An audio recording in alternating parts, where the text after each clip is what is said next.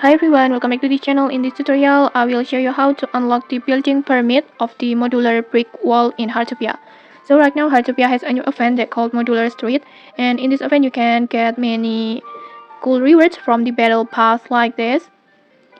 And to unlock this building permit of modular brick wall, you can unlock it when you successfully reach level 2 on the battle pass.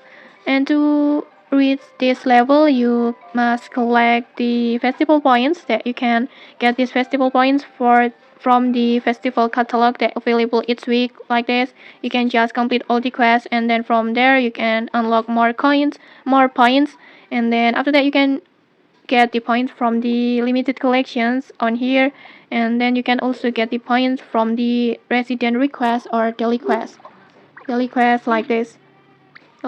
And after you can reach the level 2, you will unlock the building permits of modular brick wall like this, and the building permit will be added to your build mode. You can use this building permit from there.